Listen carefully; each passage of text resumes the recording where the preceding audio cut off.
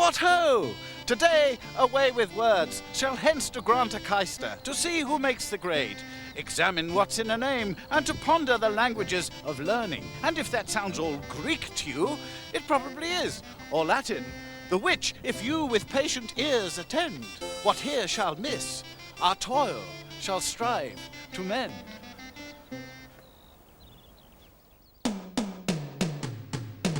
Hey now, say now, let's get away now, away with words. Words like we say each and every day, away with words. What's in a name? What do you say? So many words at the end of the day. I talk, you talk, they talk, we all talk, away with words. Away with words, away. They say, if you want to go up in the world, get an education. Once upon a time, when books were handwritten and relatively scarce, that meant studying Greek and Latin, and of course reading the Bible. 1,000 years later, in the 16th century, books were plentiful, and an explosion of learning took place in both the sciences and the arts. Today, of course, it's education, education, education, all the way to the top. And that's why Away with Words is in Cambridge. Cambridge was originally known as Granta Caister, which means fort on the River Granta. And I'm standing on what's left of the fort.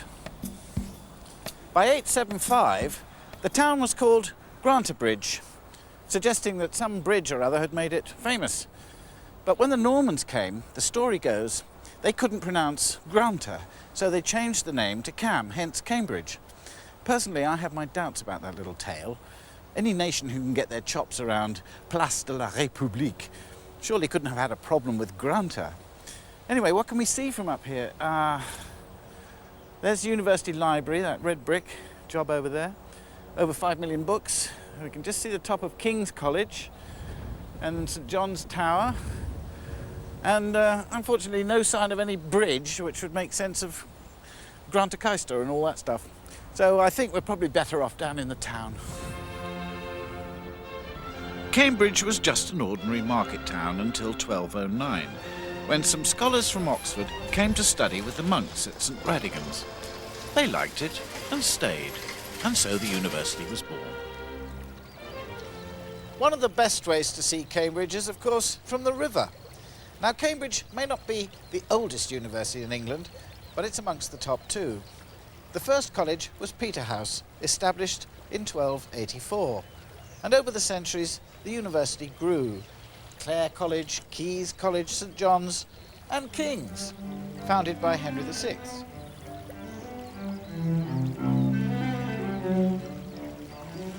Many of the colleges were founded by the aristocracy, and the names reflect their original purpose, to train the clergy. Jesus College, Christ College, Corpus Christi, Trinity College, Trinity Hall, and this is St John's.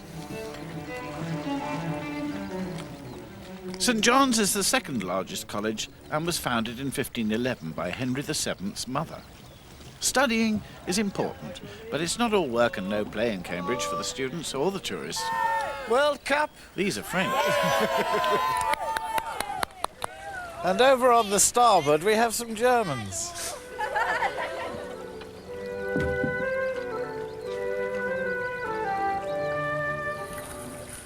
This is the famous Bridge of Sighs. Well, the Cambridge Bridge of Sighs. The real one is in Venice. It links the Doge's palace with the prison.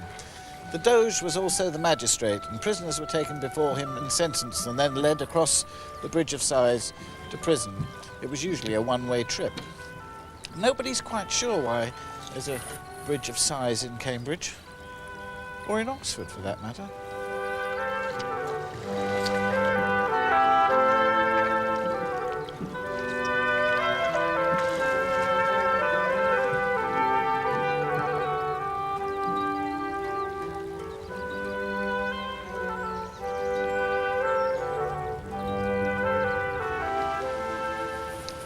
Great, thanks, Andy. And this is Laundress Green, because here on these very banks is where the town's washerwomen used to dry their clothes. And speaking of clothes, have you noticed that nearly everything these days has got a designer label on them? If you meet someone, it can take you up to 5 minutes to read what they're wearing. Anyway, design comes from the Latin de, meaning out, and signum, meaning to mark. So design means basically to mark out. And while we're on the subject, the full Monty didn't always mean what it means today. Montague Burton was a high street tailor, and if you bought a suit from him, it would probably be a three-piece job. In other words, the full Monty. Anyway, I'm looking for something a little more formal. Eden Ravenscroft to specialise in what I'm after. Mark Jackson is on duty. Hello, Mark. How do you do? I believe you can help me get fitted out for a graduation ceremony. Yes, no problem. Shall we start with the shirts first? Yes, I think that's probably a very good idea. How about this one? Looks my colour. No, it'd have to be white for ceremony. About a size 16? Yes, that's amazing. Yeah, let's give it a try.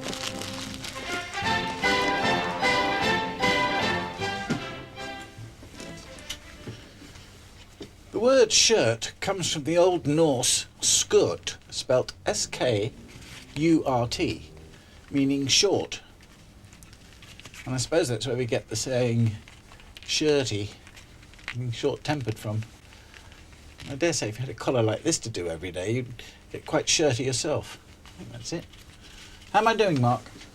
Yes, that's fine. Do you want to move on to the suit now? Yep, ready when you are. About a 44 reg? Right, again. Yeah, let's try. You've done this before, haven't you?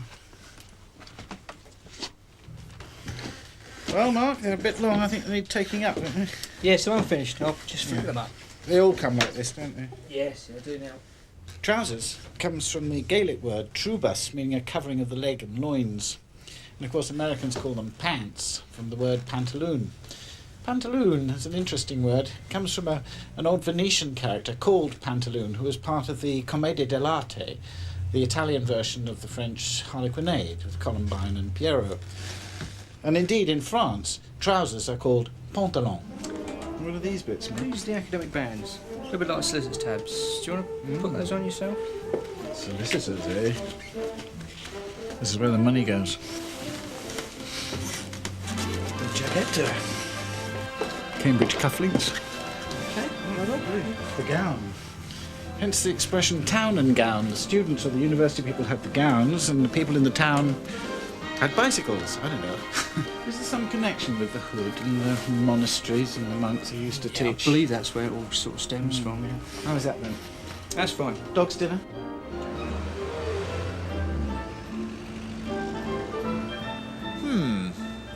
I think this rather suits me. Now I'm off to the degree ceremonies.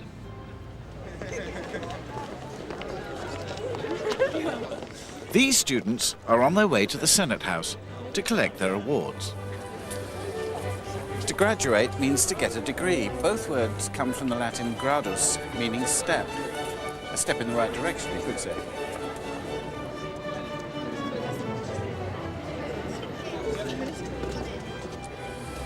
You're probably wondering why I'm not still dressed in my PhD gear, but they take it very seriously here, and basically, you're not allowed to. After all, it took them long enough to let women in. Do you know what a blue stocking is? No, I don't. Blue stockings, do you know the expression blue stocking? No, never heard it. Never heard it? No. No, it's actually become a nickname for female students. There was a literary society in Venice in 1400 who chose to wear blue stockings. And it was revived in 1750 in London. They formed a society of intellectuals where men and women wore blue stockings.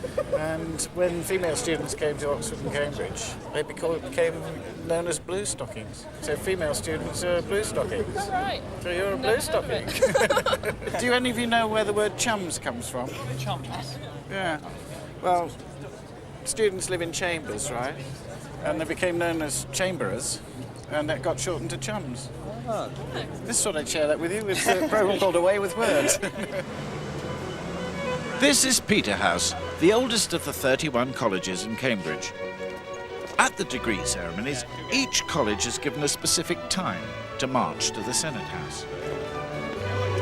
But all work and no play makes Jack or Jill a dull student. So what do they do for fun?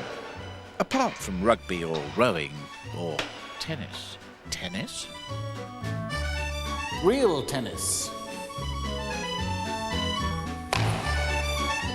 Or in my case, virtually real tennis. Case Ludicans is the Cambridge University real tennis professional. Nothing to this. So I thought I'd give him a bit of a run for his money. I give up. You want me to hit them back? Ah! No, I didn't realise. Sorry. Splendid game. Case, tell me about the serve. The serve apparently comes from the word surf, and the surf would run from the middle of the court and initiate the rally, the serve. Yeah. So the word serve comes from the word surf. That's surf as in servant and not the stuff that the Beach Boys kept singing about. Here I am in one of the galleries. The saying, playing to the gallery, comes from tennis. Ever since the days of Henry VIII, this game has been called tennis. But then someone came up with the idea of lawn tennis, and so they had to call this royal tennis or real tennis to distinguish it from the common or popular game. Anyway, word-wise, both games have quite a French connection. The word tennis itself comes from the French verb tenir, to take or hold. Deuce comes from the Norman duos, meaning two. Love probably comes from the French l'œuf, meaning egg, which looks like a zero. Anyway, after my pathetic attempts at this, I think I might try something a little less physical. Now this is more my cup of tea. Tiddlywinks. These are the winks. This is the squidger. And this is the squidge-off. And these players are all members of the Cambridge University Tiddlywinks team. So Patrick, what is the purpose of the squidge-off? In the squidge-off, all 4 players flick a wink towards the centre of the pot, and whoever's closest to the pot has the benefit of starting the game. What is the other one when you hit the pot or something? That's a nurdled wink. Well, have a go at a nurdled wink, Andrew. Yeah. That's a nice pot. Stu's actually got quite an interesting shot to attempt. What's the name of that? Well, this shot is actually a simultaneous boondock and squab and rejoices in the name of John Lennon Memorial Shot. Ask a silly question. And he's got it. He's got it. It's a nice shot. Why is it called a John Lennon Memorial Shot? Well, it first became part of tactics around about the time when John Lennon was assassinated, and they thought it was a silly name, and somehow the name just stuck. You have been world champion, haven't you? Yes, I'm a former champion. A former champion. Former champion. Did it change your life? Not really. Well, can I have a go? I mean, Yes, go ahead. Why not be blue? There's a couple of blues which I need see. going in the pot. Yes. Right, I'm going to quit. Clearly, winkers have a way with words. So enough fun and games. Join me in part 2 when we'll get our nose into some books.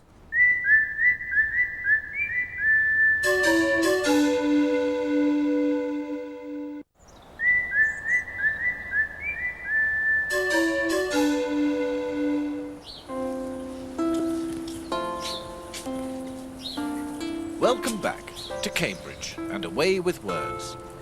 This city is full of bookshops. Now, you can't become a scholar unless you read plenty of books. In fact, the Romans had a saying for it, beware the man of one book.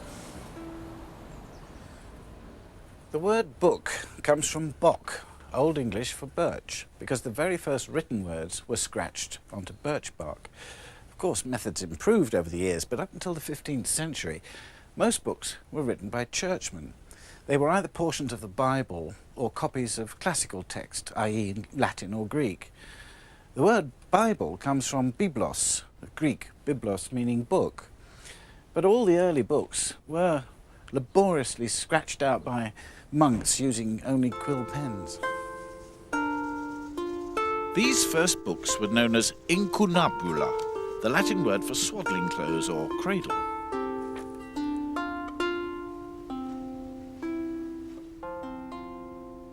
Aha, just the section I'm looking for.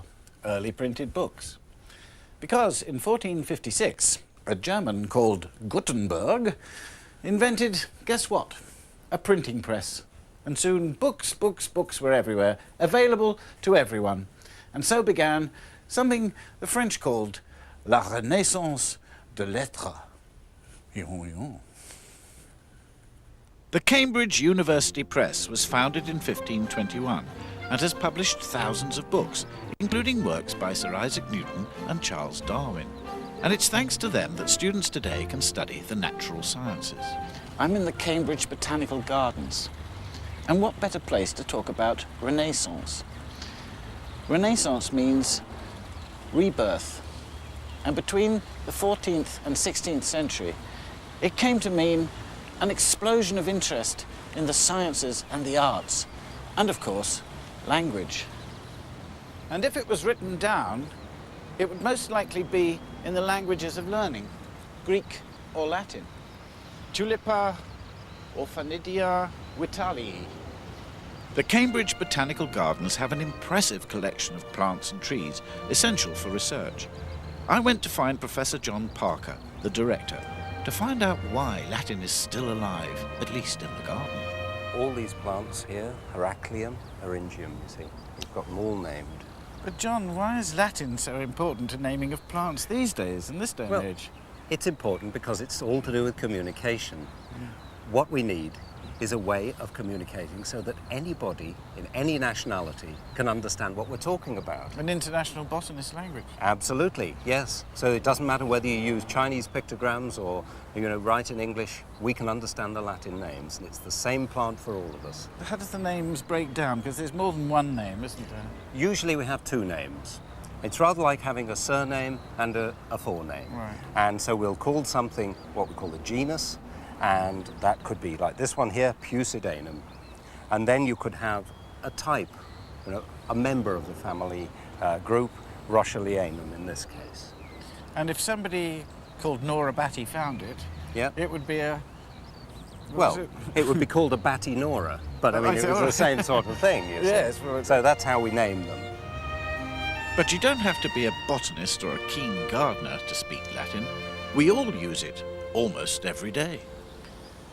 Latin is far from being a dead language. Apart from science, medicine, and the law, most of us use it every day. For example, if you write a letter and add a PS, that stands for postscriptum, which means written afterwards. And then there's status quo, which has come to mean a balance of power. Sadly, not always the case with rock bands. And then there's persona non grata, an unwelcome person, someone who returns home from the pub drunk. Vice versa, somebody who goes to the pub looking for someone who's got drunk who should have come home. And then modus vivendi, which means lifestyle. But I can't imagine a magazine called Modus Vivendi yet. In fact, I could go on ad nauseum, etc., etc., etc. And of course, there's a Latin term that describes us all, Homo sapiens, which means men who know how to hop from one subject to another. One of the most famous examples of Homo sapiens was William Shakespeare. Now, the Renaissance may have started in Italy, but here in England, Shakespeare did more than any individual to expand the English language. He alone is responsible for introducing over 1,700 words. But I doubt if he was responsible for the well-known theatrical expression, break a leg.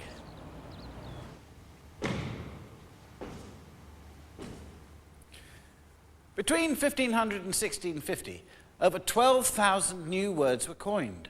Among the many that Shakespeare gave us, some are still very much in use today. Words like excellent, lonely, critical, monumental, majestic, frugal, obscene, hurry, gloomy. I feel a performance coming on. Cue tabs. But wait. Tabs comes from the word tableau, when all the cast of the stage would finish a scene in a pose. So they're just curtains to you and me.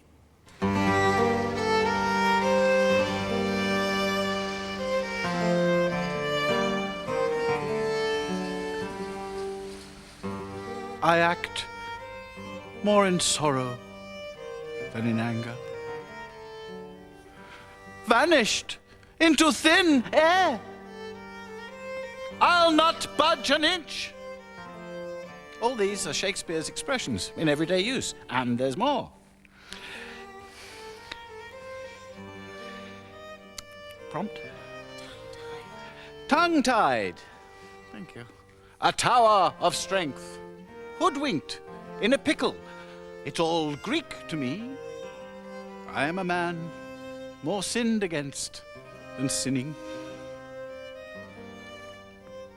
But all this is a little too much of a good thing. If I carry on like this, I might get short shrift from the audience, and that would be cold comfort. No, indeed, I think it's time for me to leave the limelight. Limelight wasn't a Shakespearean word. It so happens that many, many years ago an inventor discovered that by adding lime to a flame, it burnt brighter. Hence, limelight, and the name has stuck. But I'll away to my dressing room.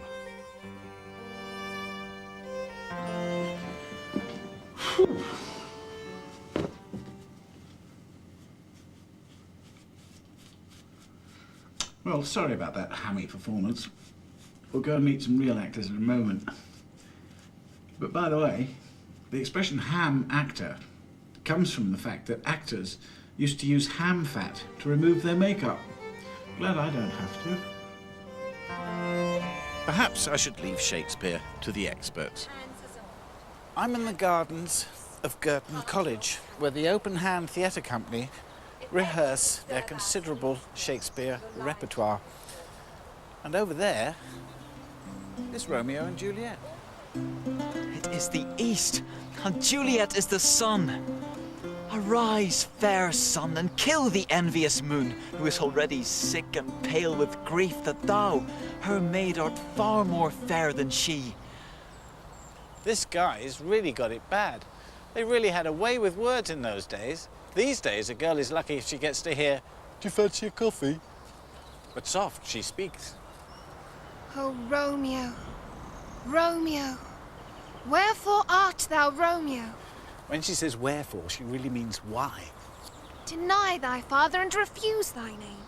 Or, if thou wilt not, be but sworn, my love, and I'll no longer be a Capulet. Shall I hear more, or shall I speak at this? 'Tis but thy name that is thy enemy. Thou art thyself, though not a Montague. What's Montague? 'Tis nor hand, nor foot, nor arm, nor face, nor any other part belonging to a man. Oh, be some other name. What's in a name? That which we call a rose by any other word would smell as sweet. And there you have it. That's where the famous "what's in a name" saying comes from. Two households, alike in dignity, but neighbours from hell. Nothing changes. Sadly, that's all we have time for. But thanks to Shakespeare, and remember, where there's a will, there's a way with words.